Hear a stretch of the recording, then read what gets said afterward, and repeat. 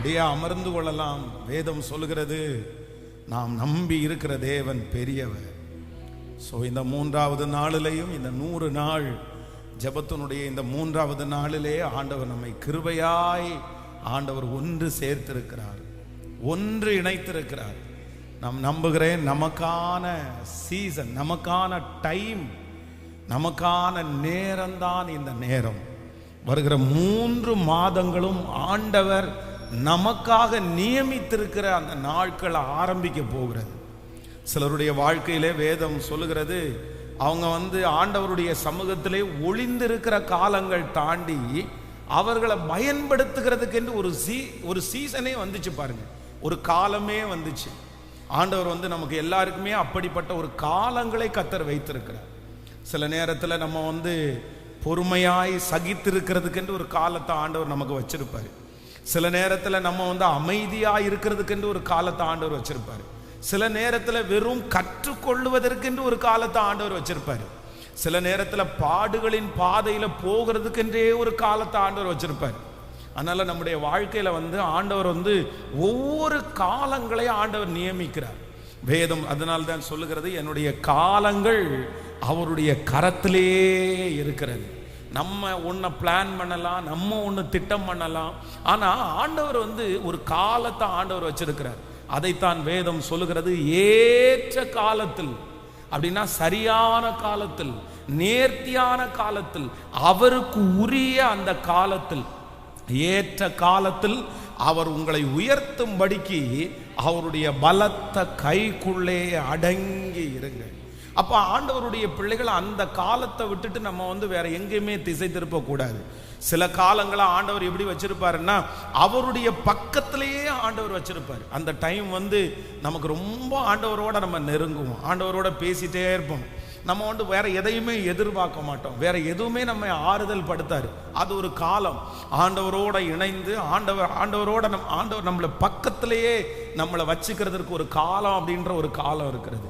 இன்னொரு காலம் ஆண்டவர் நிறைய நம்மிடத்துல பேசுகிறதுக்குன்னு ஒரு காலத்தை ஆண்டவர் வச்சிருப்பார். பேசிட்டே இருப்பார். நிறைய வாக்கு தத்தங்களை ஆண்டவர் கொடுப்பார். வேதத்தை திறக்கும் போதெல்லாம் வாக்கு தத்தம் வரும், எங்க போனாலும் நமக்கேற்ற வார்த்தைகள் வரும்.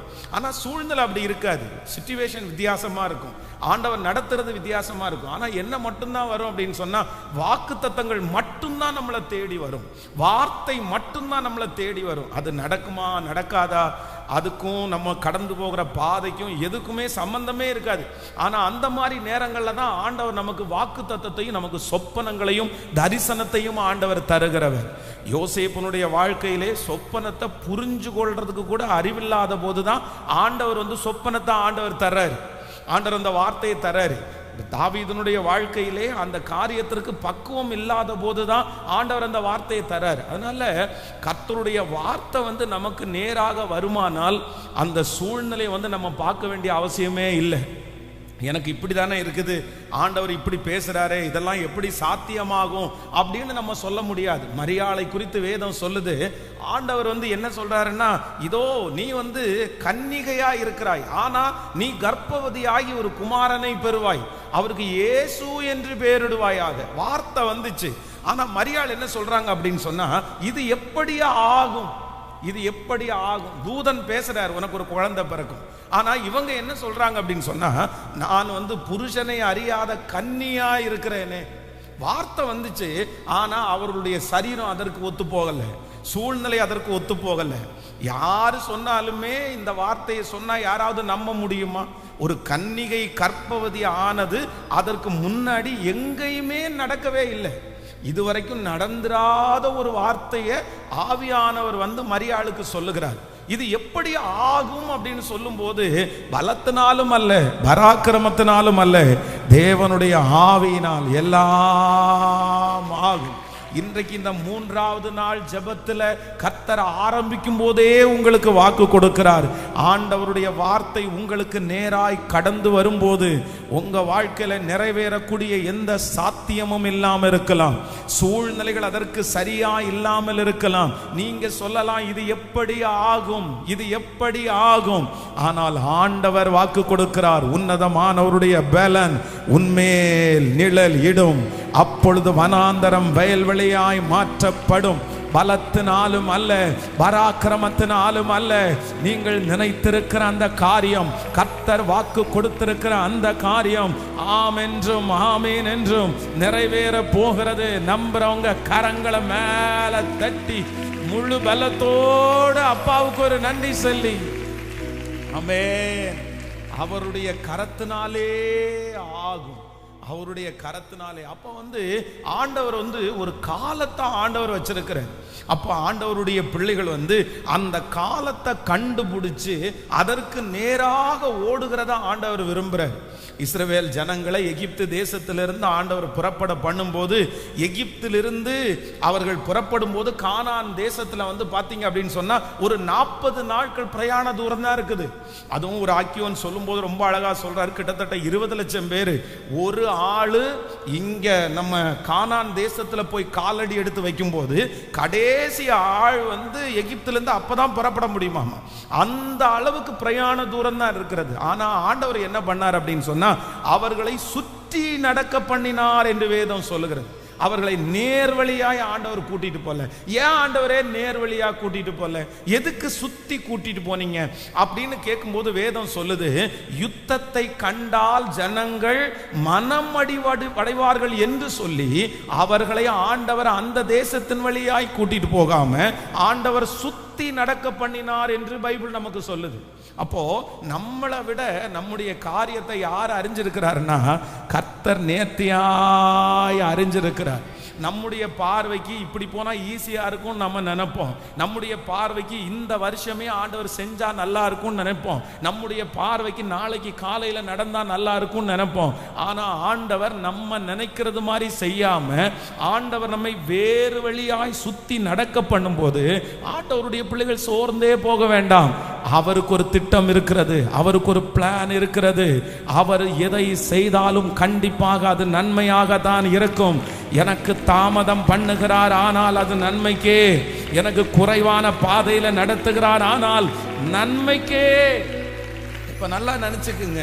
அப்ப நம்ம உடனே என்ன நினைப்போம் அப்படின்னு சொன்னா, அதுதான் 20 லட்சம் பேர் இருக்காங்களே, 20 lakhs people, 20 லட்சம் பேர் இருக்கும்போது என்னதான் எதிரியினுடைய நாட்டு ஆட்கள் வந்தாலும் இந்த 20 லட்சம் பேருடைய கிரௌட பார்த்தாலே அவங்க பயப்பட மாட்டாங்க, ரொம்ப பயப்படுவாங்க. அதனால இவங்க 20 லட்சம் பேர் இறங்கி நின்னாலே அவங்க காலி ஆயிடுவாங்க.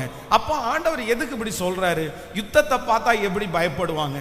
அப்படி பயப்படக்கூடிய சாத்தியமே இல்லையே அப்படின்னு நினைச்சா ஒண்ணு நீங்க நல்லா புரிஞ்சுக்கணும். இஸ்ரவேல் ஜனங்கள் கிட்டத்தட்ட 400 வருஷமா அவங்க என்ன வேலை தான் இப்ப செஞ்சுட்டு இருக்காங்க அப்படின்னு சொன்னா, வேதம் சொல்லுகிறது அவங்க கட்டட வேலை, செங்கல்ல இருக்கிற வேலை தான் செஞ்சுட்டு இருக்காங்க. அப்போ யுத்தத்திற்கும் அவர்களுக்கும் சம்பந்தமே இல்லை.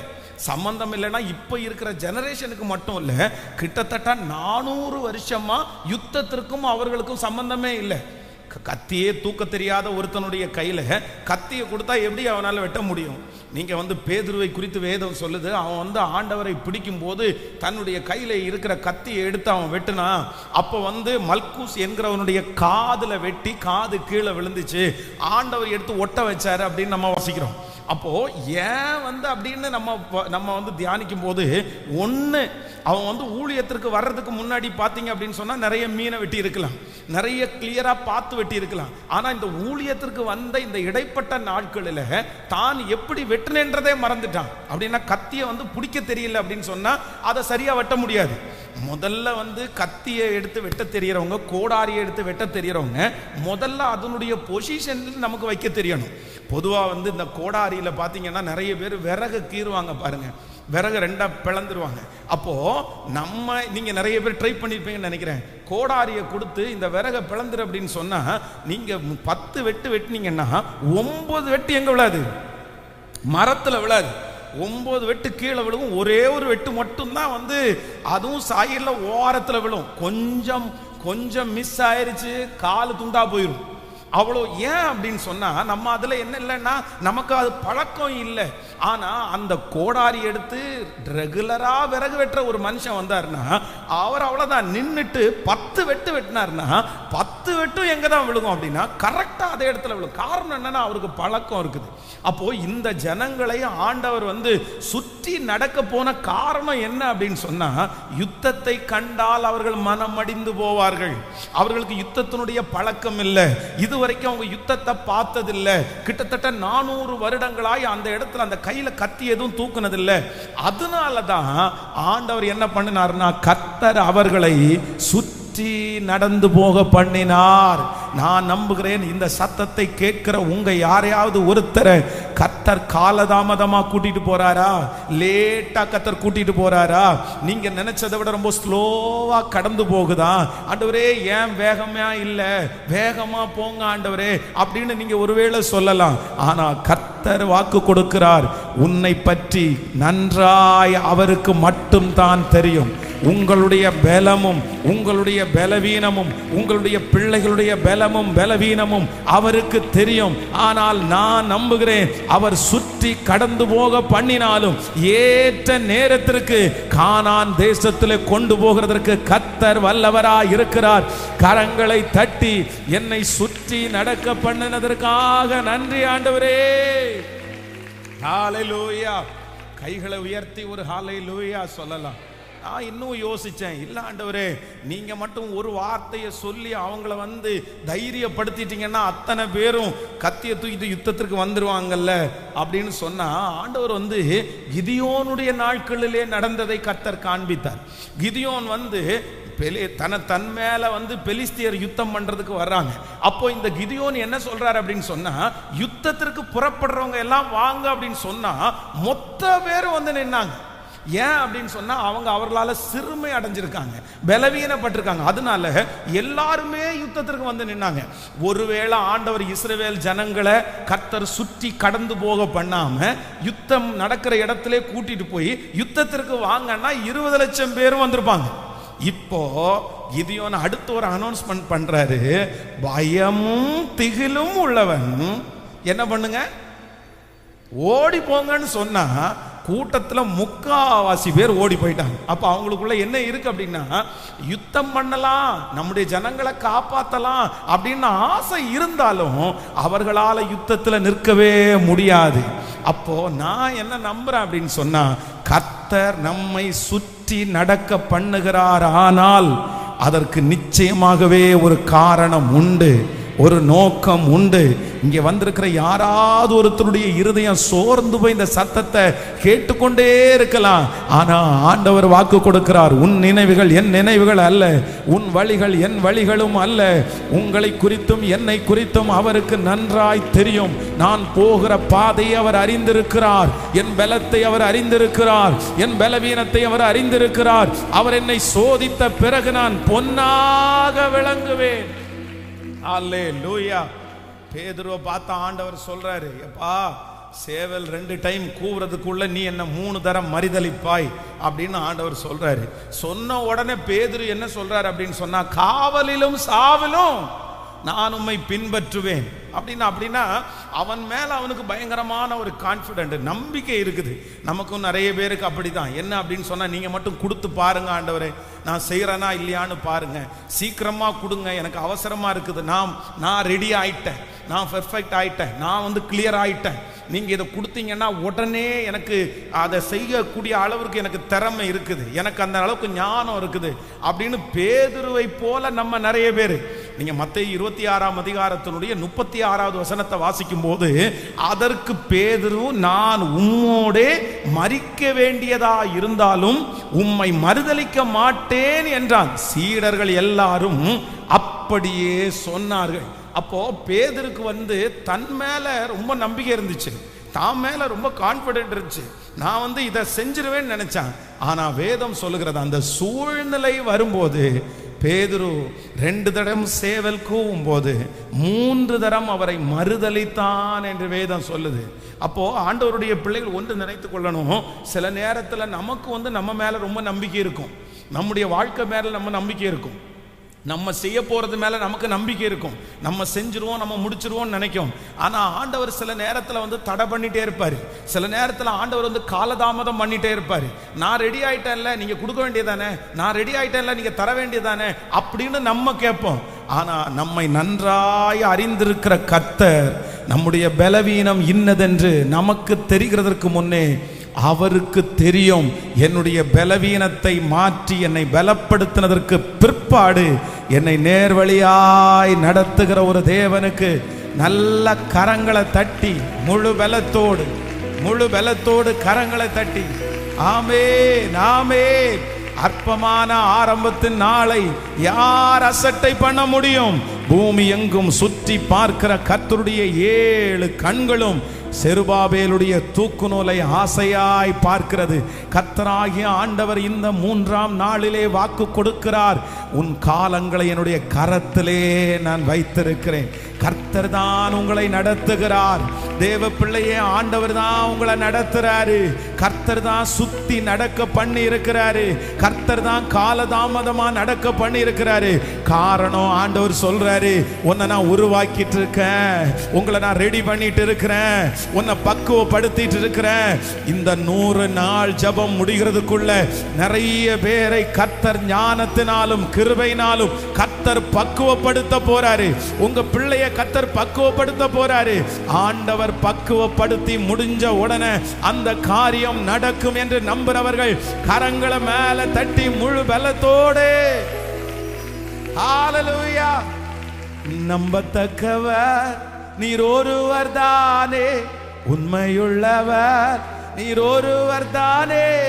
நம்பத்தக்கவர் நீர் ஒருவர் தானே, உண்மையுள்ளவர் நீர் ஒருவர் தானே. பொய் சொல்லிட நீர் மனிதன் அல்ல, மனம் மாறிட மனு புத்திரன் அல்ல. பொய் சொல்லிட நீர் மனிதன் அல்ல, மனம் மாறிட மனு புத்திரன் அல்ல. நீ செய்வதை தடுப்பவர் யாரும் இல்லை, நீ செய்வதை தடுப்பவர் யார்? கையமல் எல்ஷடா தெய்வமே, சர்வ வல்லமையுள்ளவரே, யெகோவா தெய்வமே, என்னை பெருக செய்பவர். பாடும் எல்ஷடா தெய்வமே, சர்வ வல்லமையுள்ளவரே, யெகோவா தெய்வமே, என்னை பெருக செய்பவரே. அற்பமான என் ஆரம்பத்தை சம்பூரணமாய் மாற்றினீ, கண்ணீரோடு விதைப்பதெல்லாம் கம்பீரமாய் யாருக்கு செய்வேன். பாடும் அற்பமான என்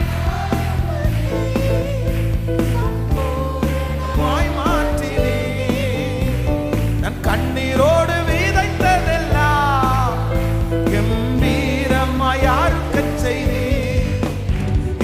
இயேசுக்கு சித்தினா முடிந்ததே, ரகபோத் தொடங்கினதே. எல்லா இயேசுக்கு சித்தினா முடிந்ததே, ரகபோத் தொடங்கினதே. இப்ப கையமன் எல்ஷடா தெய்வமே, சர்வ வல்லமையுள்ளவரே.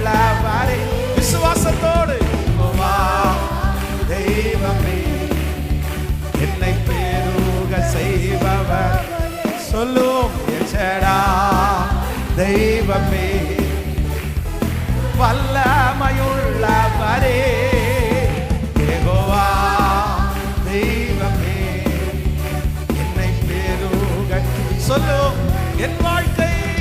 என் வாழ்க்கை பயணமெல்லாம் முன் செல்லும் மகிமையின் மேகமே.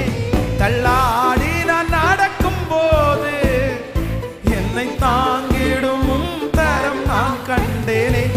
என் வாழ்க்கை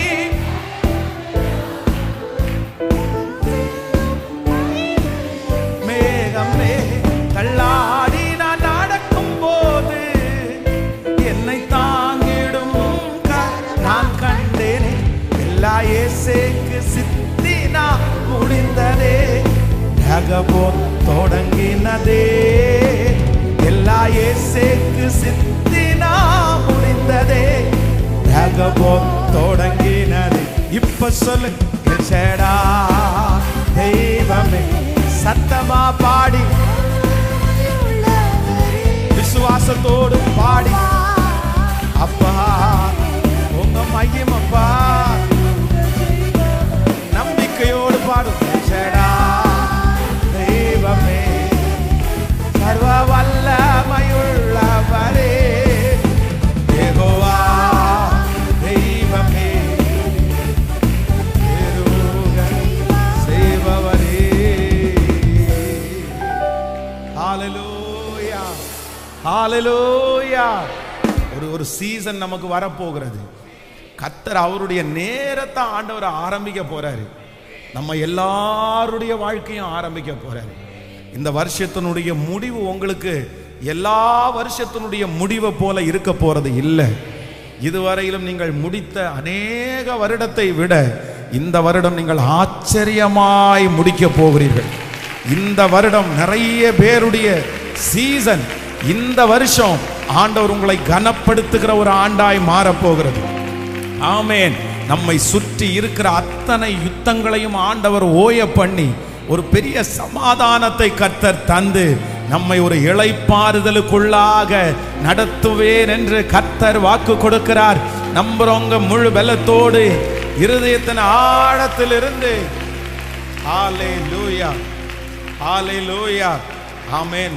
லூக்கா எழுதின சுவிசேஷத்தினுடைய 19ஆம் அதிகாரம் 3வது வசனத்தை வாசிக்கும் போது, லூக்கா எழுதின சுவிசேஷம் 19ஆம் அதிகாரத்தினுடைய 3வது வசனத்தை நம்ம வாசிப்போமே. ஆனால் ரொம்ப அழகா ஆண்டவர் அந்த இடத்துல சொல்றாரு. என்ன அப்படின்னா, சகேயு இயேசு எப்படிப்பட்டவரோ என்று பார்க்க வகை தேடினான். அப்போ ஆண்டவருடைய பிள்ளைகளே நன்றாய் கவனிங்கள். அந்த இடத்துல சகேயு ஆண்டவர் எப்படிப்பட்டவரோ அப்படின்னா அவருக்குள்ள ஒரு விருப்பம் இருக்குது, அவருக்குள்ள ஒரு ஆசை இருக்குது. என்ன ஆசை இருக்குன்னா, ஏசப்பாவை எப்படியாவது நாம் பார்த்துடணும், அவர் எப்படிப்பட்டவரோ என்று பார்க்க ஆசைப்பட்டான். ஆனா வேதம் சொல்லுது, அவர் ஆசைப்பட்டது இயேசுவை பார்க்கறதற்காக தான். ஆனா ஆண்டவர் என்ன செய்யறார் அப்படின்னு சொன்னா, கர்த்தர் அந்த இடத்துல நின்று, சகேயுவே சீக்கிரமா இறங்கி வா, இன்றைக்கு உன் வீட்டில் நான் தங்கி உன்னோடு போஜனம் பண்ணணும்னு ஆண்டவர் வாக்கு கொடுத்தாரு. அப்போ ஆண்டவருடைய பிள்ளைகளே, நம்முடைய விருப்பங்களை ஆண்டவர் நிறைவேற்றுகிற கர்த்தர், நம்முடைய ஆசைகளை நிறைவேற்றுகிற கர்த்தர். அப்போ நம்ம விருப்பப்படணும். நிறைய பேர் தங்களுடைய வாழ்க்கையில நிறைய பேர் விரும்புறதே இல்லை. நீங்க விரும்பினாதான் அந்த ஆசீர்வாதம் உங்களை தேடி வரும். சிலருக்கு அதை குறிச்ச நாலேஜ் இல்லையா என்னன்னு தெரியல. ஆனா எதுக்குமே அவங்க விருப்பப்பட மாட்டாங்க. அதை அவங்க இருக்கிறது மாதிரியே இருக்கணும்னு ஆசைப்படுவாங்க. ஸோ வளரணும்னு அவங்களுக்கு ஒரு விருப்பம் இருக்காது, இந்த மாதிரிலாம் செய்யணும்னு ஒரு விருப்பம் இருக்காது. ஆனால் அந்த விருப்பத்தையும் வாஞ்சையும் ஆண்டவர் பார்க்கிறவர்.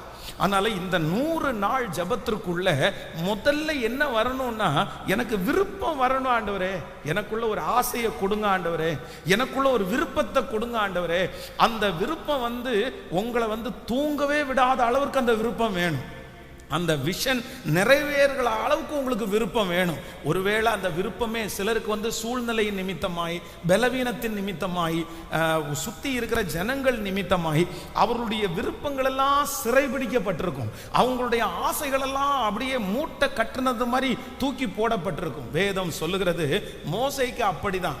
ஆண்டவர் என்ன சொல்றாருன்னா, என் ஜனங்களை நடத்துறதற்கு உன்னை நான் அழைக்கிறேன் வா அப்படின்னு சொல்லும் போது, இந்த மோசே சொல்றாரு, எனக்கு விருப்பமே இல்லை, எனக்கு விருப்பமே இல்லை, உமக்கு அனுப்புகிறதுக்கு சித்தமான யாரையாவது ஒருத்தரை அனுப்புங்க, நான் வேண்டாம், எனக்கு அந்த இன்ட்ரெஸ்டே இல்லை, எனக்கு அது செத்து போயிருச்சு, எனக்கு அது போயிருச்சு, எனக்கு அந்த ஆசை போயிருச்சு, வீடு கட்டணுன்ற ஆசை எனக்கு போயிருச்சு, எனக்கு நல்லா வாழணுன்ற ஆசை எனக்கு போயிருச்சு, நான் சம்பாதிக்கணுன்ற ஆசை எனக்கு போயிருச்சு, மற்றவங்களுக்கு முன்னாடி ஒரு லீடர்ஷிப்பா இருக்கணுன்ற ஆசை எனக்கு போயிருச்சு. ஒரு நாள் இந்த மோசைக்கு அந்த விருப்பம் இருந்துச்சு. அதனாலதான் அநித்தியமான பாவ சந்தோஷங்களை அனுபவிக்கிறதை பார்க்கலும் தேவனுடைய பிள்ளைகளோடு சேர்ந்து துன்பத்தை அனுபவிக்கிறதே தெரிந்து கொண்டான். ஒரு நாள் ஒரு எபிரேயனை ஒரு எகிப்தியன் அடிக்கிறத பார்த்து அவனுக்காக வழக்காடுகிறான். அப்போ ஒரு நாள் இவனுக்குள்ள நிறைய விருப்பம் இருந்துச்சு. நம்ம தான் இந்த ஜனத்தை மீட்டு கொண்டு போனோம், நம்ம தான் இந்த ஜனத்தை காப்பாற்றணும்னு விருப்பம் இருந்துச்சு. ஆனா சூழ்நிலை நிமித்தமாய் அவனுடைய விருப்பம் என்ன பண்ணுச்சுன்னா இப்ப மண்ணு போட்டு மூடுறது மாதிரி ஆயிடுச்சு. ஆனாலும் ஆண்டவர் என்ன பண்ணார் அப்படின்னு சொன்னா, இல்லப்பா இல்லப்பா இல்லப்பா, நீதான் வரணும், நீதான் வரணும், நீதான் வரணும் அப்படின்னு ஆண்டவர் கூப்பிட்டார். இன்றைக்கு நான் நம்புகிறேன், இந்த 3வது நாள் ஆண்டவர் உங்களுக்குள்ளே இழந்து போன விருப்பங்களை மறுபடியும் ஆண்டவர் உங்களுக்குள்ள வைக்கிறார். நீங்கள் உங்களை விட்டு போன விருப்பங்களை ஆண்டவர் உங்களுக்குள்ள வைக்கிறார். நீங்கள் விட்டு போன தரிசனத்தை ஆண்டவர் உங்களுக்குள்ள வைக்கிறார். நீங்கள் கரங்களை தட்டும் போதே அது உங்களுக்குள்ளே ஆரம்பிக்க போகிறது. உங்கள் சூழ்நிலையின் நிமித்தமாய் நீங்கள் இழந்த அந்த விருப்பம், ஆமென், உங்களுடைய சரீர வியாதிகளின் நிமித்தமாய் இழந்த அந்த விருப்பங்களை கர்த்தர் மறுபடியும் ஆண்டவர் எழுப்புகிறார். ஆமென். ஏன் இவனுடைய விருப்பம் போயிருச்சு? எதுக்காக அவனுக்கு விருப்பம் போயிடுச்சுன்னா, ஒண்ணு என்னன்னா அந்த சூழ்நிலை. அந்த சூழ்நிலையினால அவன் கிட்டத்தட்ட ஒரு 40 years 40 வருஷம் ஆண்டவர் அமைதியாவே இருந்ததுனால அவனுக்கு அந்த விருப்பம் போயிருச்சு. அப்படின்னா காத்திருந்து காத்திருந்து சோர்ந்து போனான். இன்றைக்கு இந்த சத்தத்தை கேட்கிற ஆண்டவருடைய பிள்ளைகளே, உங்களுடைய விருப்பம் இல்லாம போனதுக்கு காரணம் என்ன அப்படின்னா, நீங்க வெயிட் பண்ணி ரொம்ப சோர்ந்து போனதுனால உங்க விருப்பம் உங்களை விட்டு போயிருக்கலாம். அவளை அந்த விருப்பம் உங்களுக்கு இல்லாம போயிருக்கலாம். இன்னொன்னு என்ன அப்படின்னா, தன் மேல இருக்கிற ஒரு அவநம்பிக்கை, அப்படின்னா தன் மேல இருக்கிற ஒரு நெகட்டிவ் தாட்ஸ். அவர் என்ன சொல்றாரு அப்படின்னு சொன்னா, எனக்கு பேச தெரியாது, எனக்கு பேச தெரியாது, நான் எங்க பேசுவேன், நான் திக்குவாயும் மந்த நாவும் உள்ளவன், நான் பலவீனமானவன், அதனால என்னுடைய விருப்பம் என்னை விட்டு போயிருச்சு. ஆனா உண்மையிலே அதுக்கு காரணம் என்ன அப்படின்னா, அவர் கடந்து போன சூழ்நிலை அவரை விருப்பத்தை எல்லாத்தையும் மண்ணு போட்டு புதைக்கிற மாதிரி ஆயிடுச்சு. ஆனா ஆண்டவர் விடவே இல்லை. நான் நம்புறேன், இந்த 100 நாள் ஜபத்துல இந்த 3வது நாள் ஆண்டவர் உங்களை அப்படியே விட்டுருக்கலாம். சரி, நீ விருப்பம் இல்லையா, அப்படியே போயிருன்னு ஆண்டவர் விட்டுருக்கலாம். ஆனா ஆண்டவர் அப்படி போவதற்கு கர்த்தர் விரும்பல. கர்த்தர் என்ன நினைக்கிறார் அப்படின்னா, உங்களுக்குள்ள அந்த விருப்பத்தை கர்த்தர் ஊற்றும்படியாய் விரும்புகிறார். நீங்க தேவனோட நடக்கிற அந்த ஆசையை மறுபடியும் கர்த்தர் உங்களுக்குள்ள ஊற்ற போகிறார். நீங்க நிற்கக்கூடிய அந்த விருப்பத்தை கர்த்தர் உங்களுக்குள்ள வைக்க போறாரு. நீங்க என்ன நினைச்சீங்களோ, என்ன தரிசனம் உங்களுக்கு இருந்துச்சோ, அந்த தரிசனத்தை மறுபடியும் கர்த்தர் உயிர் கொடுக்கும்படியாய், உங்க பிள்ளைகளுக்கு உயிர் கொடுக்கும்படியாய் தேவ ஆவியானவர் இந்த இடத்திலே அசைவாடி கொண்டிருக்கிறார். அப்படியே கைகளை மேல உயர்த்தி சத்தமா பாட்ட சொல்லுங்க, அந்த விருப்பத்தை எனக்குள்ள வைக்கிறவர் நீர்தானே அப்பா. சொல்லுங்க, அந்த ஆசைய எனக்குள்ள தட்டி எழுப்புங்க ஆண்டவரே, என் பிள்ளைக்குள்ள தட்டி எழுப்புங்க ஆண்டவரே. வாஞ்சையும் விருப்பத்தையும் வைக்கிற தேவன் நீங்க ஒருத்தர் மட்டும்தானே. வாஞ்சையும் விருப்பத்தையும் வைக்கிற தேவன் நீங்க ஒருத்தர் மட்டும்தானே. சொல்லுங்க சொல்லுங்க முழு பலத்தோட, நான் ரொம்ப உடைஞ்சு போய் கிடக்கிறேன், நான் நொறுக்கப்பட்டு கிடக்கிறேன் ஏசப்பா, எனக்கு ஒரு எழுப்புதல் கூட இல்லாம நான் இருக்கிறேன், நான் சோர்ந்து போய் கிடக்கிறேன் ஆண்டவரே. உண்மைதான் ஆண்டவரே, எனக்கு எதுலையுமே நாட்டம் இல்லை, எனக்கு எதுலையுமே விருப்பம் இல்லை, எனக்கு எதுலையுமே ஒரு பிடிப்பு எனக்கு வரமாட்டேங்குது, எனக்குள்ள இன்ட்ரெஸ்ட் அப்படியே குறைஞ்சிருச்சு. தாமதம் ஆகுறதுனால, லேட் ஆகுறதுனால எனக்கு எல்லாமே அப்படியே ஒன்றும் இல்லாம போனது மாதிரி இருக்குது. என்னுடைய உற்சாகம் என்னை விட்டு போயிருச்சு, என்னுடைய எழுப்புதல் என்னை விட்டு போயிருச்சு, என்னுடைய விஷன் என்னை விட்டு போயிருச்சு, என்னுடைய வேகம் என்னை விட்டு போனது மாதிரி நான் ஃபீல் பண்றேன். ஆனா இன்றைக்கு இந்த 3வது நாள் அசைவாடுகிற தேவனுடைய கர்த்தர், என்னுடைய விருப்பத்தை நிறைவேற்றுகிற கர்த்தர், எனக்குள்ளே விருப்பத்தையும் வாஞ்சையும் கொடுக்கிற கர்த்தர். கரங்களை தட்டி அப்பாட்ட கேளுங்க, கேளுங்க கேளுங்க. என் வாழ்க்கை பயணமெல்லாம் எனக்கு முன் செல்லுகிற ஒரு தேவன் இருக்கிறார், எனக்கு முன் செல்லுகிற ஒரு தேவன் இருக்கிறார். ஹல்லேலூயா, ஆமென். சொல்லுங்க பார்க்கலாம். இந்த விருப்பம் மட்டும் எப்பொழுதுமே என்ன பண்ணிடக்கூடாதுன்னா குறைஞ்சிடவே கூடாது. இந்த டேஸ்ட் அப்படின்னு சொல்லுவாங்கல்ல இங்கிலீஷ்ல, அப்படின்னா அந்த டேஸ்ட் அது நம்மளை விட்டு போகக்கூடாது. என்னைக்கு அது உங்களை விட்டு போகுதோ அன்னைக்கே நீங்க என்ன ஆயிட்டீங்க அப்படின்னா, பாதி நீங்க ஜீவனோட செத்துட்டீங்கன்னு அர்த்தம். அதுக்கப்புறம் உங்களால உங்களை மூவ் பண்ணி கொண்டு போகிறது அப்படின்றது பெரிய கேள்விக்குறி, பெரிய கேள்விக்குறி. அதுக்கப்புறம் உங்களால எழும்பவே முடியாது. பாருங்களேன், இந்த இடத்துல ஆண்டவர் மட்டும் இந்த இடத்துல திரும்ப திரும்ப திரும்ப இந்த தேவனுடைய மனுஷனாகிய மோசையை கர்த்தர் எடுக்கல அப்படின்னு சொன்னா இந்த மனுஷன் ஒன்னுக்கும் பிரயோஜனம் இல்லாதவராகவே போயிருப்பார், ஒன்னுக்கும் யூஸே இல்லாம போயிருப்பார். நான் சொல்றேன், இந்த சத்தத்தை கேட்கிற நிறைய பேரு நீங்க உங்களுக்குள்ள இருக்கிற விருப்பத்தை, வாஞ்சைய சூழ்நிலையின் நிமித்தமாய் நீங்க இழந்திருப்பீங்கன்னா, நீங்க அதை திரும்பி பெற்றுக்கொள்ளல அப்படின்னா நீங்க யூஸே இல்லாம போவீங்க, நீங்க பிரயோஜனமே இல்லாம போயிருவீங்க. தேவனுடைய மனுஷன் எலியா அப்படிதான் படுத்து கிடந்துட்டு சொல்றாரு, தான் சாக வேண்டும் என்று கோரி, போதும் கர்த்தாவே என் ஆத்துமாவை எடுத்துக்கொள்ளும். எவ்வளவு பெரிய டேலண்ட், எவ்வளவு பெரிய அபிஷேகம் உள்ள இருக்குது, அவருக்குள்ள இருக்கிற அனாயிண்டிங் எவ்வளவு பெருசா, அவருடைய கழுத்துல கிடக்கிற கச்சை எவ்வளவு பவர்ஃபுல். அந்த கச்சையை தூக்கி எலிசாவுடைய மேல போட்ட உடனே அந்த எலிசா அந்த கச்சையை எடுத்து அடிக்கிறான் ஆத்துல, ஆறே பிழைக்குது பாருங்க. அந்த அளவுக்கு அவன் கச்சையில வல்லமே இருக்குது, அவனுடைய வாயில வல்லமே இருக்குது. எவ்வளவு பெரிய சவால் விடுகிற மனுஷன், சாதாரணமான சவாலா? அவருக்குள்ளே இருந்த விசுவாசம் அப்படின்றது அப்படியே நம்ம குருட்டுத்தனமான விசுவாசம் அவருக்குள்ள இருக்குது. அப்படின்னா நம்ம ஒரு அக்னினால ஒன்ன பத்த வைக்கணும்னா ஒண்ணு மண்ணெண்ணெய் ஊத்து, இல்லைன்னா பெட்ரோல் ஊத்துன்னு சொல்லுவோம். ஆனா எலியா என்ன சொல்றாரு சொல்லுங்க? காளையை வெட்டி அப்படியே குச்சி மேல விறகு கட்டையின் மேல அடிக்கிட்டு என்ன சொல்றானா, தண்ணி ஊத்துறான்றாரு. நம்ம பெட்ரோலோ இல்லைன்னா மண்ணெண்ணெய் தான் ஊத்துவோம், எரியணும்னா அப்படிதானே ஊத்துவோம். அவர் சொல்றாரு ஆப்போசிட்டா, தண்ணியா ஊத்துறா. தண்ணி ஆறு மாதிரி ஓடிச்சாமா, அந்த அளவுக்கு தண்ணி ஊத்துறாங்க. இப்ப ஜெபம் பண்றாரு, என்னை கேட்டருளும் என்னை கேட்டருளும். ஜெபம் பண்ணும் போது வானம் திறந்து அக்கினி இறங்கி, அவ்வளவு அவ்வளவு ஃபெய்த், அந்த விசுவாசம், அந்த விசுவாசம் மலைகளை பேர்க்கக்கூடிய அந்த ஃபெய்த் அந்த மனுஷனுக்குள்ள இருக்கு பாருங்களேன். யாருமே எந்த கேள்வியும் கேட்க முடியாது. அப்படிப்பட்ட விசுவாசம் உள்ள இவ்வளோ பெரிய ஊழியக்காரர், தன்னுடைய கச்சையில கூட வல்லமை இருக்கிற ஒரு ஊழியக்காரர் இப்ப என்ன பண்றார் அப்படின்னா, தான் சாக வேண்டும் என்று கோரி. காரணம் என்ன அப்படின்னு சொன்னா, அவருடைய சூழ்நிலையின் நிமித்தமாக அவருடைய விருப்பங்கள் எல்லாம் மூடப்பட்டுருச்சு. ஆண்டவர் தட்டி எழுப்பி சொல்றாரு, நீ போக வேண்டிய தூரம் வெகு தூரம், நீ பண்ண வேண்டிய பிரயாணம் நிறைய அப்படின்னு சொல்றாரு. ஆனாலும் அதுக்கு அப்புறமும் அவரால் ரெடி பண்ணவே முடியல. நான் நம்புறேன், ஆவியானவர் இன்றைக்கு உங்களை யாரையோ ஒருத்தரை கர்த்தர் ரெடி பண்றதற்கு கர்த்தர் விரும்புறாரு. நீங்க மறுபடியும் அந்த மாதிரி விஷனோட எழும்பணும், நீங்க மறுபடியும் அந்த மாதிரி விருப்பத்தோட எழும்பணும், மறுபடியும் உங்களுக்கு அந்த எழுப்புதல் உங்களுக்குள்ள வரணும், மறுபடியும் அதே போல கர்த்தருக்காக நிற்கணும்னு 10 வருஷத்துக்கு முன்னாடி நீங்க இழந்த அந்த விஷனை ஆண்டவர் இன்னைக்கு 3வது நாள் உங்களுக்கு தரட்டும் என்று இந்த பலிபீடத்திலிருந்து நான் சொல்றேன். சூழ்நிலையின் நிமித்தமாய் மூடப்பட்ட அந்த விஷனை, ஓ ஹalleluya, அந்த எழுப்புதலை, அந்த விருப்பத்தை இப்போ கர்த்தர் தருவாராக. சின்ன வயசுல இருந்த அந்த விருப்பத்தை கர்த்தர் தருவாராக. கைகளை உயர்த்தி ஏசப்பாட்ட சொல்லுங்க, இயேசுவே மறுபடியும் கர்த்தருடைய மகிமை ஊற்றப்படட்டும். நான் தான்ப்பா சோர்ந்து போய் வந்திருக்கிறேன்ப்பா, எனக்காக தான்ப்பா நீங்க பேசுறீங்க, எனக்கு எல்லா இன்ட்ரெஸ்டுமே என்னை விட்டு போயிருச்சுப்பா, எனக்கு எந்த இன்ட்ரெஸ்டுமே இல்லப்பா.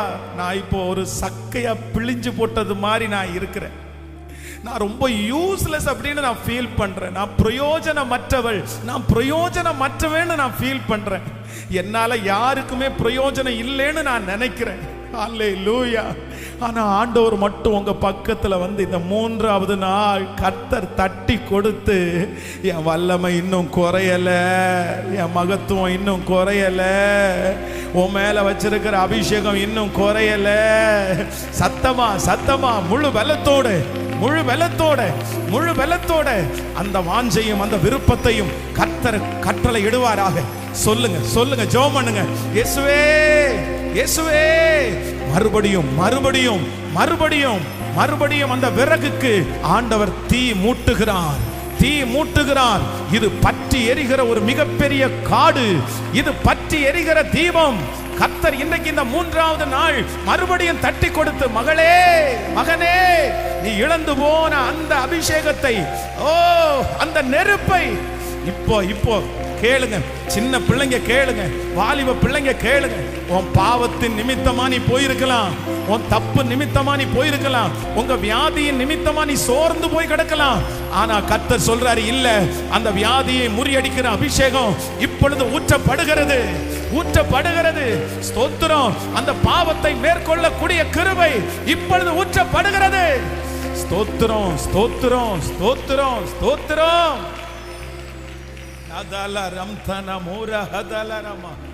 எனக்குள்ளே விருப்பத்தையும் வாஞ்சையும் வைக்கிற கர்த்தர். ஹல்லேலூயா. ரொம்ப அழகான பாடல், அற்பமான ஆரம்பத்தின் நாளை யார் அசட்டை பண்ண முடியும்? நம்பத்தக்கவர் ஒருவர் தானே. ஆமென். இந்த பாட்டை பாடும்போதே நீங்க ஒவ்வொருத்தரும் என்ன பண்ணணும்னா, நீங்க ஜெபிக்கணும். எத்தனை பேர் ஆமோதிக்கிறீர்கள்? கைகளை அசைத்து ஒரு ஹல்லேலூயா சொல்லணும். ஆமென். ஜெபம் பண்ணுங்க. என்ன ஜெபம் பண்ணுங்கன்னா, என்னுடைய தர்ஸ்ட் ஆண்டவரே, ஆண்டவரே, என்னுடைய விருப்பம், என்னுடைய என் மேல நீங்க வச்சிருக்கிற அந்த விஷன், அந்த தாகம் எப்பவுமே என்ன பண்ணக்கூடாது அப்படின்னா, தணிஞ்சிடவே கூடாது, தணிஞ்சிடவே கூடாது. ஆனா பிசாசு எடுக்கிற பெரிய முயற்சி என்ன அப்படின்னு சொன்னா, அதை உங்களுடைய தாகத்தை தனிய பண்றதற்கு முயற்சி எடுத்துட்டே இருப்பான், முயற்சி எடுத்துட்டே இருப்பான்.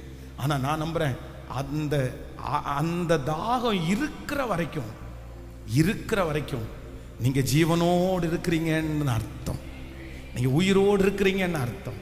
எத்தனை பேர் இன்னைக்கு கேட்க போறீங்க ஆண்டவரிடத்துல? இந்த வார்த்தையை ஆண்டவர் என்னமோ என்னிடத்துல அழுத்தமும் திருத்தமுமா ஆண்டவர் சொல்லிட்டே இருக்கிறார், சொல்லிட்டே இருக்கிறார். சின்ன வயசுல உங்களுக்குள்ளே இருந்த நிறைய பேருடைய விஷனை ஆண்டவர் மறுபடியும் இன்னைக்கு தருவேன் என்று கர்த்தர் வாக்கு கொடுக்கிறார். இந்த சத்தத்தை கேட்கிற யாரோ ஒருத்தரிடத்துல ஆண்டவர் நேருக்கு நேர் பேசுறாரு, நேருக்கு நேர் பேசுறாரு. இப்போ உங்களுக்குள்ள எந்த விருப்பமும் இல்லை, எந்த விருப்பம் இல்லை, எந்த ஆசையும் இல்லை.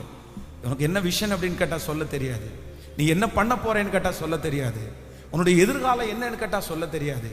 எதையுமே எனக்கு இப்போ சொல்ற ஐடியாவே எனக்கு இல்லை, எனக்கு எதுவும் சொல்ல தெரியாது. எனக்கு கொஞ்சம் பீஸ்ஃபுல்லா அமைதியா என்னை சும்மா விட்டா போதும், இல்லை எடுத்துக்கிட்டா போதும் அப்படின்னெல்லாம் உங்க மனசுல நீங்க நினைச்சிட்டே இருக்கலாம். ஆனா ஆண்டவர் சொல்றாரு, சின்ன வயசுக்குள்ள, அந்த சின்ன வயசுக்குள்ள உங்களுக்குள்ள அந்த விஷனை, அந்த ஆசையை வச்சது யாருன்னா, உங்க அப்பா கிடையாது, உங்க அம்மா கிடையாது, பரலோக அப்பா, பரலோக அம்மா, அவர் தான் உங்களுக்குள்ள வச்சாரு. அது சும்மா வரல, உங்க கூட பிறந்த எத்தனையோ பேருக்கு வரல. ஆனா அந்த தாகம் உங்களுக்கு மட்டும்தான் வந்திருக்குது. அப்ப நான் நம்புறேன், அந்த தாகத்தை உங்களுக்குள்ள வச்சவர் கர்த்தர் தானே, அந்த விருப்பத்தை உங்களுக்குள்ள வச்சவர் கர்த்தர் தானே. அவர் எப்படி நிறைவேற்றாம போவாரு? எப்படி நிறைவேற்றாம போக முடியும்? ஹல்லேலூயா. கரங்களை தட்டி பாடலாமா? அற்பமான ஆரம்பத்தை ஆண்டவரே நீர் அசட்டை பண்ணாதவர். ஹல்லேலூயா. நம்பத்தக்கவர் நீர் ஒருத்தர் மட்டும்தான் ஆண்டவரே. கரங்களை தட்டி எல்லாரும் சேர்ந்து கரங்களை தட்டி ஆமென். ஹல்லேலூயா, ஹல்லேலூயா. அற்பமான சம்பூரணமாய் மாற்றினி, கண்ணீரோடு விதைத்ததெல்லாம் கம்பீரமாய் அறுக்கச் செய். பாடும். அற்பமான என் ஆரம்பத்தை சம்பூரணமாய் மாற்றினி, கண்ணீரோடு விதைத்ததெல்லாம் கம்பீரமாய் அறுக்கச் செய்தி. எந்தன் குறைவெல்லாம் நிறைவாக்கி வறட்சியை செழிப்பா, வாழ்நாளெல்லாம் போஷிப்பே. எந்தன் நிறைவாக்கி வறட்சியை செழிப்பா, வாழ்நாளெல்லாம் போஷிப்பி. தெய்வமே, சர்வ வல்லமையுள்ளவரே, யெகோவா தெய்வமே, என்னை பெருக செய்பவரே. தெய்வமே,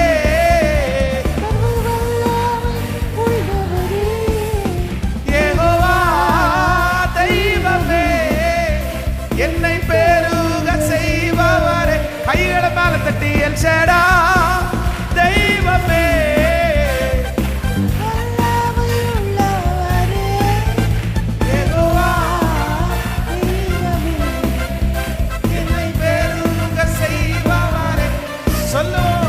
என் வாழ்க்கை பயணமெல்லாம்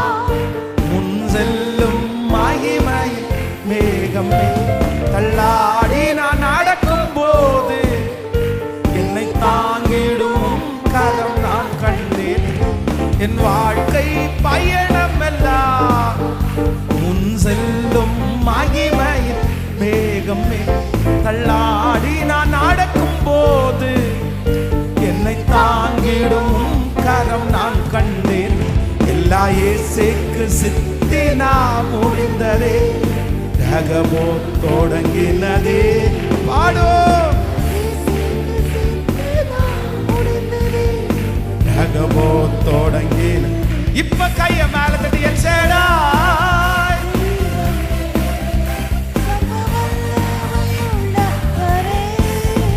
யெகோவா தெய்வமே, என்னை பெருக செய்பவரே. சொல்லுவோம் எச்சேடா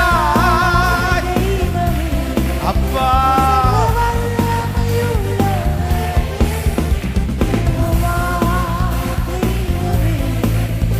என்னை பெருக செய்பவரே.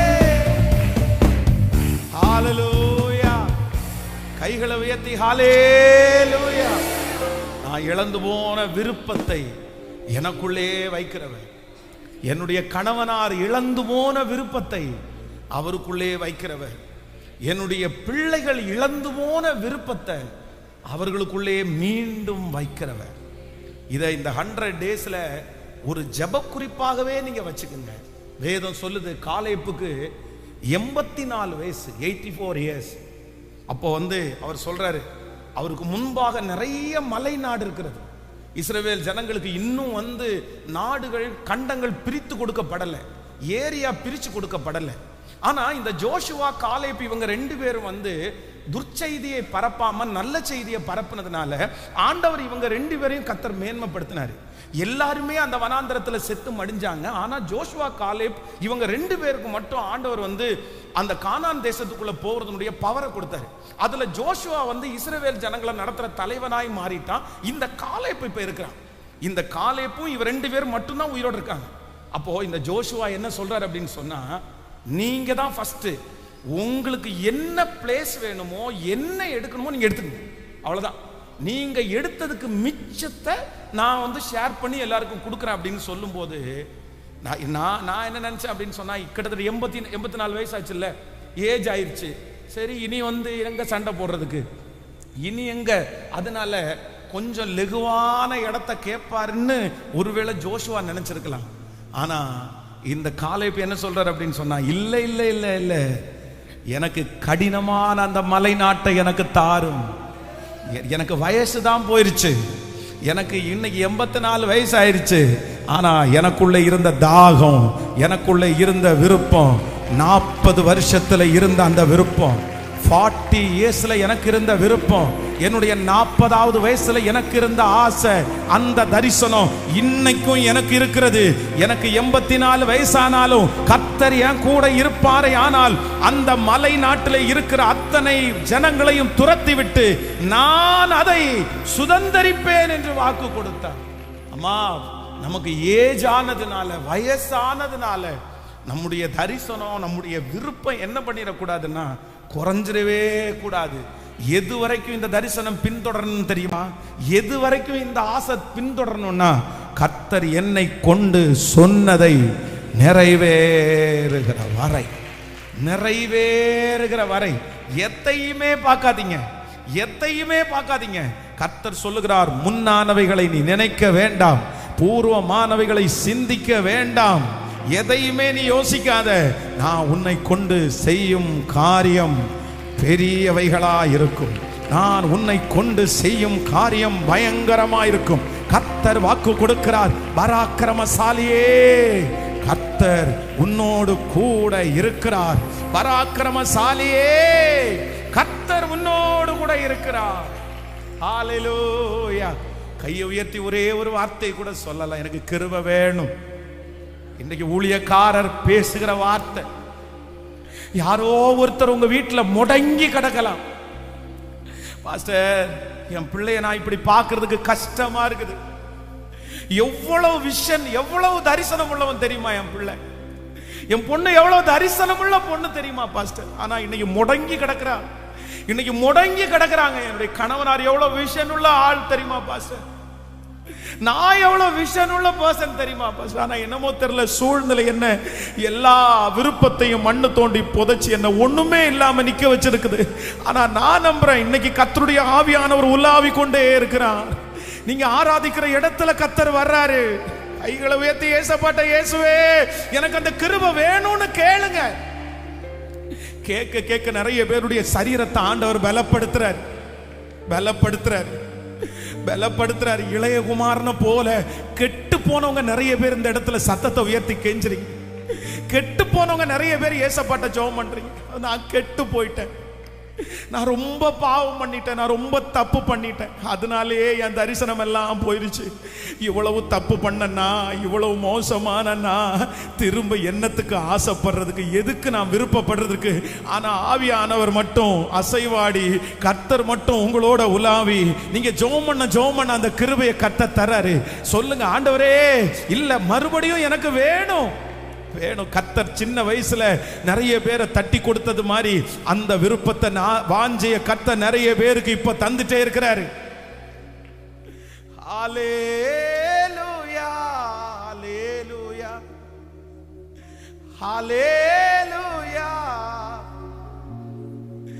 ஓ சீர்படுத்துவா, ஸ்திரப்படுத்துவா, பலப்படுத்தி நிலை நிறுத்துவா, என்னை சீர்படுத்துவா, ஸ்திரப்படுத்துவார், பலப்படுத்தி நிலை நிறுத்துவா, என்னை பலப்படுத்தி நிலை நிறுத்துவா, என்னை பலப்படுத்தி நிலை நிறுத்துவா. கொஞ்ச காலம் கண்ட பாடுகள் எல்லாமே பனி போல உந்தன் முன்னே உருகி போ. கொஞ்ச காலம் கண்ட பாடுகள் எல்லாமே பனி போல உந்தன் முன்னே உருகி போ. என் கஷ்டங்கள் கஷ்டங்கள் எல்லாமே மாறும், என் கஷ்டங்கள் எல்லாமே புது நன்மைகள் என்னை சேரும், புது நன்மைகள் என்னை சேரும். ஓ சீர்படுத்துவா, ஸ்திரப்படுத்துவா, பலப்படுத்தி நிலை நிறுத்துவா, என்னை சீர்படுத்துவா, ஸ்திரப்படுத்துவா, பலப்படுத்தி நிலை நிறுத்துவா, என்னை பலப்படுத்தி என்னை பலப்படுத்தி நிலை நிறுத்துவார். ஹல்லேலூயா. விருப்பத்தையும் வாஞ்சையும் எனக்குள்ளே வைக்கிற ஒரு நல்ல தேவன். ஹல்லேலூயா. சோர்ந்து போய் கிடக்கிற சீடர்களை கூட தட்டி எழுப்பி உயிர்த்தெழுந்த உடனே ஆண்டவர் செஞ்ச முதல் வேலை என்ன அப்படின்னு சொன்னார்? த ஃபர்ஸ்ட் வேலை, அவர்களுக்கு நிறைய பேருக்குள்ளே இருந்த அந்த விசுவாசம், நிறைய பேருக்குள்ளே இருந்த அந்த இன்ட்ரெஸ்ட், இது எல்லாம் அவங்கள விட்டு போயிருச்சு, விருப்பமெல்லாம் போயிருச்சு. அவங்க அத்தனை பேரும் எந்தெந்த வேலையை விட்டுட்டு வந்தாங்களோ அந்த வேலையை செய்யறதுக்கு எல்லாரும் கிளம்பிட்டாங்க. மீன் பிடிக்க போனவங்க எல்லாருமே வலையை தேட ஆரம்பிச்சிட்டாங்க, போட்டை தேட ஆரம்பிச்சிட்டாங்க. ஒவ்வொருத்தரும் ஒவ்வொரு வேலைக்கு போனாங்க. ஆனா ஆண்டவர் மட்டும் உயிரோடு எழுந்த உடனே எல்லாரையும் சந்தித்து கர்த்தர் மறுபடியும் என்ன கொடுத்தார் அப்படின்னு சொன்னா, இல்லப்பா நான் போவேனே ஆகில் உங்களுக்கு ஒரு தேற்றரவாளனை அனுப்புவேன், அவர் உங்களை சகல சத்தியத்திற்குள்ளும். வாஞ்சையும் விருப்பத்தையும் இழந்த ஒவ்வொருத்தருக்கும் அவருடைய உயிர்த்தெழுதலின் வல்லமையை காமிச்சு மறுபடியும் வாஞ்சையும் விருப்பத்தையும் கொடுத்து அவங்க நினைச்சதை விட பெரிய காரியத்தை அவங்க மூலமா செய்ய வச்சாரா இல்லையா? செய்ய வச்சாரா இல்லையா? அந்த உயிர்த்தெழுந்த இயேசு இங்க இருக்கிறத நான் பார்க்கிறேன். அந்த உயிர்த்தெழுந்த இயேசு உங்க கூட இருக்கிறத பார்க்கிறேன். அந்த உயிர்த்தெழுந்த இயேசு உங்களை தேடி வருகிறத பார்க்கிறேன். அல்லேலூயா. நீ இதுக்கு நீங்க தான் இடம் கொடுக்கணும். இதுக்கு நீங்க தான் இடம் கொடுக்கணும். நீங்க இடம் கொடுத்தா மட்டும்தான் ஆண்டவர் கிரியை செய்ய முடியும். நீங்க உங்க மனசை இறுக்கிட்டீங்க, சூழ்நிலையை பார்த்து உங்க மனசை வந்து அந்த தேவனுடைய மனுஷனாகிய மோசேயை மாதிரி கல்லாக்கிட்டீங்கன்னா ஆண்டவர் ஒண்ணுமே பண்ண முடியாது. ஆண்டவர் ஒண்ணுமே பண்ண முடியாது. விருப்பம் வந்தாதான் ஜெபம் வரும். விருப்பம் வந்தாதான் நீங்க எழுத ஆரம்பிச்சிருவீங்க. விருப்பம் வந்தாதான் உங்களுக்குள்ள கிரியை செய்ய ஆரம்பிப்பீங்க. இந்த 3வது நாளுடைய கீவேர்டு நான் நம்புறேன், ஆண்டவர் உங்களுக்குள்ள விருப்பத்தையும். ஹல்லேலூயா. ஒரு வசனத்தை வாசிக்க போகிறோம், வாக்குத்தத்த வசனத்தை. யோபின் புஸ்தகம் 22ஆம் அதிகாரத்தினுடைய 28வது வசனத்தை நம்ம வாசிக்க போகிறோம். யோபு 22ஆம் அதிகாரத்தினுடைய 28வது வசனத்தை சேர்ந்து வாசிக்கலாம். நீர் ஒரு காரியத்தை நிர்ணயம் பண்ணினால் அது உமக்கு நிலைவரப்படும், உம்முடைய பாதைகளில் வெளிச்சம் பிரகாசிக்கும். கர்த்தருடைய பிள்ளைகளே, இந்த 3வது நாளிலே நான் ஆண்டவருடைய சமூகத்தில் ஒரு வாக்குத்தத்தத்திற்காக ஆண்டவருடைய சமூகத்தில் ஜெபித்த போது ஆண்டவர் வந்து என்னுடைய இருதயத்திலே வைத்த ஒரு நல்ல வார்த்தை என்ன அப்படின்னா, நீர் ஒரு காரியத்தை நிர்ணயம் பண்ணினால் அது உமக்கு நிலைவரப்படும். ஆண்டவராகிய கர்த்தர் நமக்கு வாக்கு கொடுக்கிறார்.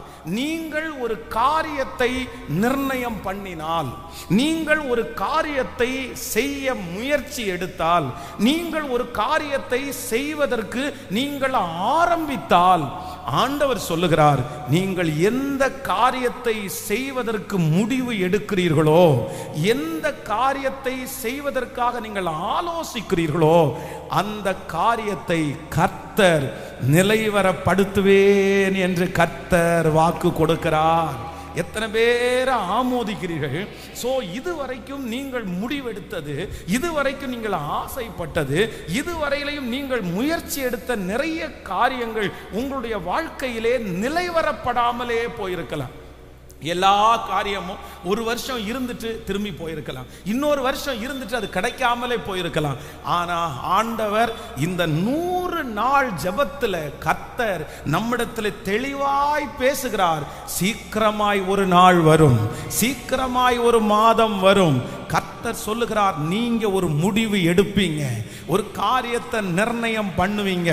ஒரு பிசினஸ் ஆரம்பிக்கிறதா இருக்கலாம், ஒரு வேலைக்கு போகிறதா இருக்கலாம், ஒரு இடத்தை வாங்குவதா இருக்கலாம், ஒரு ஸ்கூல் துவங்குவதாக இருக்கலாம், இல்லைன்னா நீங்க எந்த வேலையை செய்வதா இருக்கலாம், ஆவிக்குரிய வாழ்க்கையில முன்னேறுவதா இருக்கலாம், ஊழியம் செய்கிறதா இருக்கலாம். இனி நீங்கள் எந்த காரியத்தை நிர்ணயம் பண்ணுகிறீர்களோ அந்த காரியத்தை கர்த்தர் நிலைவரப்படுத்துவேன் என்று நம்புறவங்க கரங்களை தட்டி, இது கர்த்தருடைய வார்த்தை, இது தேவனுடைய வார்த்தை. நீங்கள் யோசிக்கிறதை கர்த்தர் செய்வார், நீங்கள் முடிவு எடுக்கிறதை கர்த்தர் செய்வார், நீங்கள் ஆலோசிக்கிறதை கர்த்தர் செய்வார். இன்றைக்கு ஒரு அபிஷேகம் புறப்பட்டு வருகிறது, ஒரு மகிமை புறப்பட்டு வருகிறது. நீ நிர்ணயம் பண்ணின காரியம் எத்தனை பேர் தடுத்தாலும், எத்தனை பேர் விரோதமாய் எழும்பி நின்றாலும் கர்த்தர் வாக்கு கொடுக்கிறார், நீங்கள் நிர்ணயம் பண்ணுகிற ஒரு காரியம் அது நிலைவரப்படும். நம்புறவங்க கரங்களை தட்டி ஆமென், ஆமென், ஆமென். ஸ்தோத்திரம், ஸ்தோத்திரம், ஸ்தோத்திரம். என்னுடைய ஆண்டவர், நான் ஆராதிக்கிற ஆண்டவர், நான் முடிவு எடுக்கிற நிர்ணயம் பண்ணுகிற காரியத்தை எனக்கு நிலைவரப்படுத்துகிற கர்த்தராய் இருக்கிறார். யோசேப்புனுடைய வாழ்க்கையிலே வேதம் சொல்லுகிறது, அவன் பல காரியத்தை அவர் நிர்ணயம் பண்றாரு. ஆனா ஒரு காலகட்டத்தில் அவர் நிர்ணயம் பண்ணினது எதுவுமே நடக்கல, அவர் முடிவு எடுத்தது எதுவுமே நடக்கல, எல்லாமே எதிராய் வர்றது. சகோதரர்களோட சேர்ந்து சந்தோஷமா இருக்கணும்னு நினைச்சான், அது அவருக்கு நிலைவரப்படலை. அதுக்கப்புறம் போத்திபாருடைய வீட்டில் போனதுக்கு அப்புறம் சரி இந்த இடத்துல நம்ம வந்து நல்லா இருக்கணும் அப்படின்னு செஞ்சு அங்க நிலைவரப்படும் அப்படின்னு முயற்சி எடுத்தார். ஆனா அந்த காரியத்திலையும் அவர் முடிவெடுத்த அந்த காரியம் அவர் சரியா அமைஞ்சிடவே இல்லை. அதற்கு பிறகு சிறைச்சாலையில போனதுக்கு அப்புறம் கூட அவர் நினைச்சது எதுவுமே நடக்கல. ஆனா ஒரு நாள் தன்னுடைய 30வது வயதிலே கர்த்தர் கர்த்தர் ஒரு இடத்துல கொண்டு போய் அவனை நிக்க வைக்கிறாரு. அதற்கு பிறகு வேதம் சொல்லுகிறது, யோசேப்பு எதெல்லாம் மனதிலே நினைத்தானோ, எதெல்லாம் தன்னுடைய சிந்தையிலே அவனுக்கு வந்துச்சோ, எந்தெந்த காரியத்தை எல்லாம் அவன் செய்யணும்னு எத்தனித்தானோ, அந்த காரியம் எல்லாம் அவனுக்கு நிலைவரப்பட்டது. நிலைவரப்பட்டது. நான் இந்த பலிபீடத்திலிருந்து தீர்க்க தரிசனமா சொல்றேன், ஒரு நாள் வரும், அன்னைக்கு நீங்க இந்த சத்தத்தை கேட்கிறவங்க என்ன நினைப்பீங்க?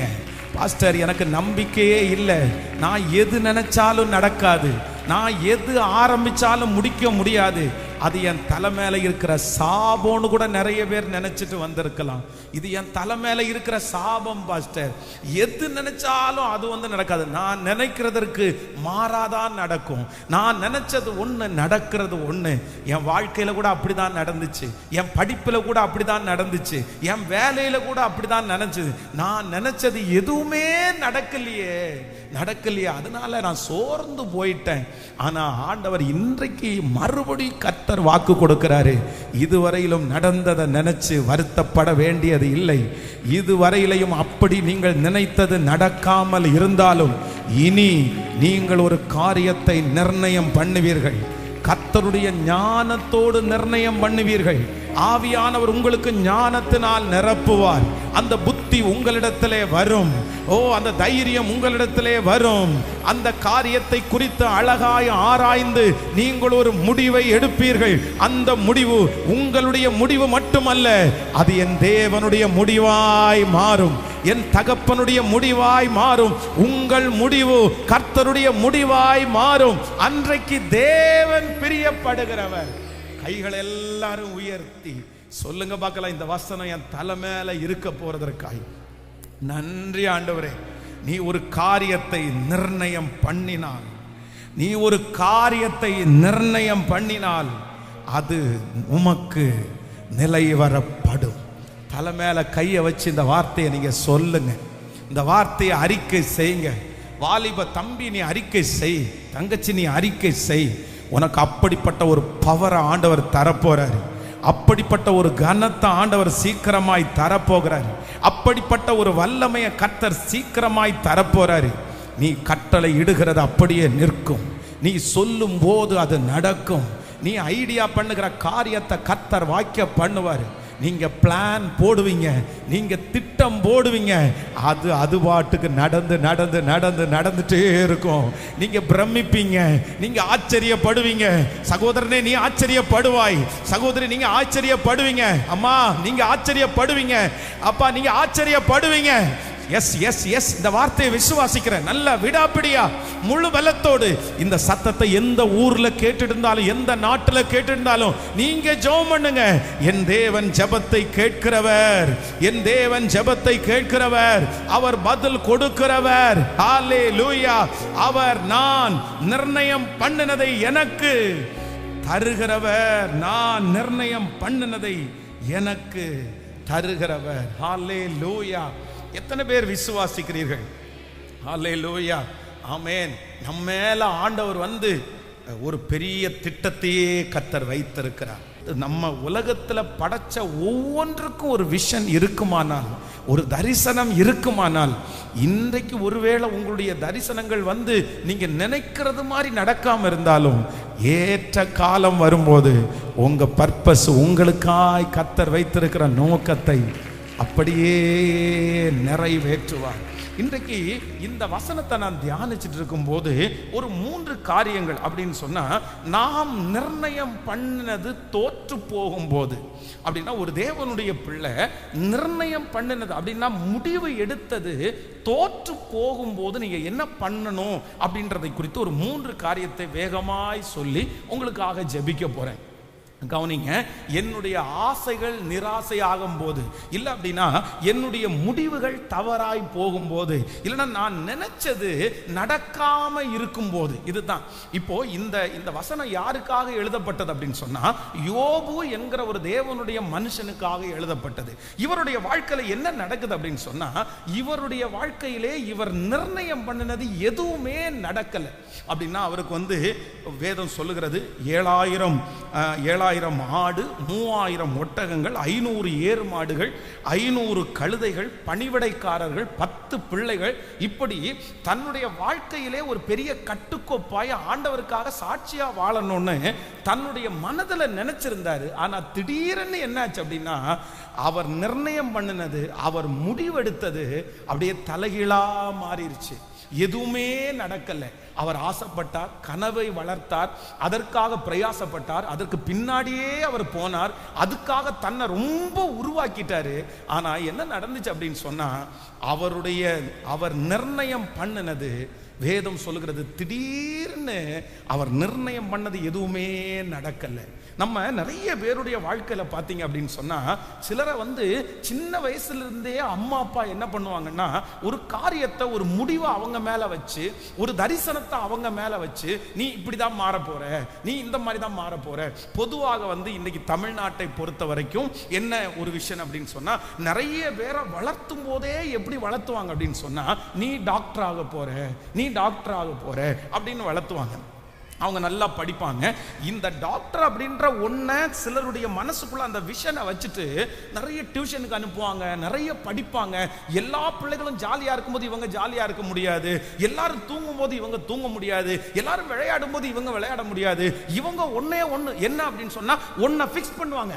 அவ்வளவுதான், இதுக்கு நேரா நான் போகணும், இந்த லக்கை நான் அடைஞ்சிடணும், இந்த சாதனையை நான் சாதிச்சிடணும் சொல்லி அதற்கு நேராகவே டிராவல் பண்ணுவாங்க, ரொம்ப ஆசை. ஆனா ஒரு நீட் அப்படின்ற ஒரு எக்ஸாம் வரும் பாருங்களேன்.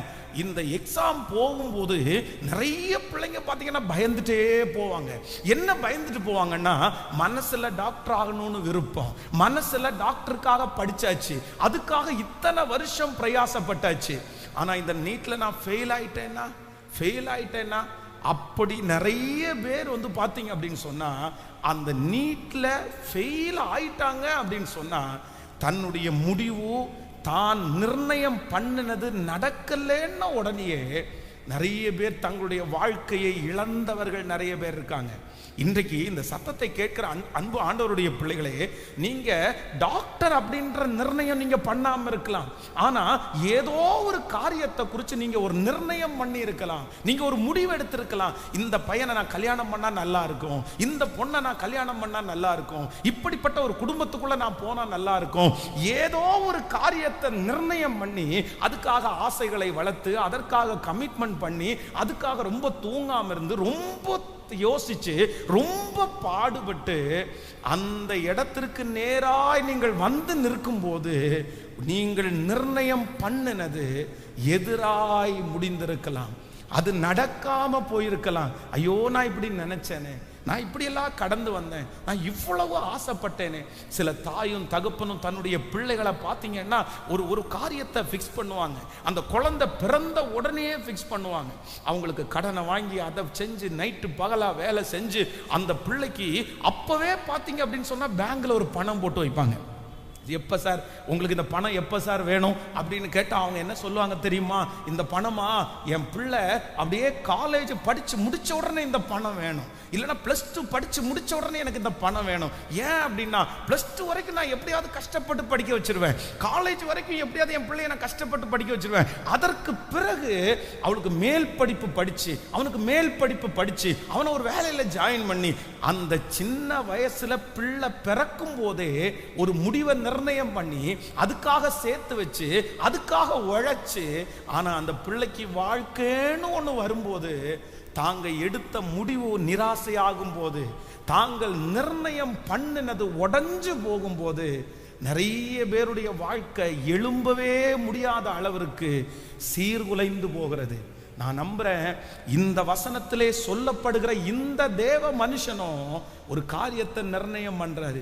எனக்கு கிடைச்ச பிள்ளைங்க ரொம்ப நல்ல பிள்ளைங்க, எனக்கு ஆண்டவர் 7000 கொடுத்திருக்கிறாரு, எனக்கு ஆண்டவர் 3000 கொடுத்திருக்கிறாரு, எனக்கு ஆண்டவர் 500 கொடுத்திருக்கிறாரு, எனக்கு 10 பிள்ளைகளை கொடுத்திருக்கிறாரு, எனக்கு என்னுடைய பாதத்தை நான் நெய்யினால கழுகுறேன், எனக்கு நிறைய வேலைக்காரங்களை கொடுத்திருக்கிறாரு, நான் ஆண்டவருக்காக வாழ்றேன், கர்த்தர் என்ன ஆசீர்வதிக்க போறாரு, என் குடும்பம் செழித்து இருக்கும், என் குடும்பம் நல்லா இருக்கும், என் பிள்ளைங்க நல்லா இருப்பாங்க, நான் ஒரு நாளும் விளந்து போக மாட்டேன். இந்த மாதிரி மனசுல ஃபிக்ஸ் பண்ணி திடீரென்று ஒரு நாள் வேதம் சொல்லுகிறது 7000 போயிருச்சு, 3000 போயிருச்சு, 500 போயிருச்சு, 500 கழுத போயிருச்சு, 10 பிள்ளைகளும் போய் எல்லாம் இழந்து இந்த யோபு உட்காரும் போது, நான் இன்னைக்கு வேதத்தில் வாசிக்கும் போது இந்த மனுஷன் 3 முடிவு எடுக்கிறாரு பாருங்களேன். இது எனக்கு ரொம்ப ஆச்சரியமா இருந்துச்சு. இந்த சத்தத்தை கேட்கிற அன்பு தேவ பிள்ளைகளே, நீங்க யார் இந்த பாதையில போயிட்டு இருந்தாலும் இன்னைக்கு ஆண்டவர் உங்களை மறுபடியும் எழுப்ப போகிறார். மறுபடியும் கர்த்தர் உங்களை உயர்த்த போறாரு. உங்களுடைய ஆசைகள் நிராசையாக்கப்பட்டிருந்தால் இன்றைக்கு ஆண்டவர் உங்களோட கர்த்தர் பேசுகிறார். நீங்கள் நிர்ணயம் பண்ணினது தலைகீழாய் நடந்திருக்குமானால் இந்த வார்த்தை உங்களுக்காகத்தான். இந்த வார்த்தை உங்களுக்காகத்தான். யோபுனுடைய முன்னிலைமையை பார்க்கிலும் அவனுடைய பின்னிலைமையை கர்த்தர் 2 மடங்கு ஆசீர்வதித்த கர்த்தர், நீங்க நிர்ணயம் பண்ணின காரியங்களை கர்த்தர் வாய்க்க பண்ண போகிறார். நீங்கள் நிர்ணயம் பண்ணின காரியம் வாய்க்காவிட்டாலும் ஆண்டவர் உங்களுக்காக நிர்ணயம் பண்ணின காரியத்தை கர்த்தர் வாய்க்க பண்ணுவதற்கு கர்த்தர் வல்லவராய் இருக்கிறார். ஹல்லேலூயா.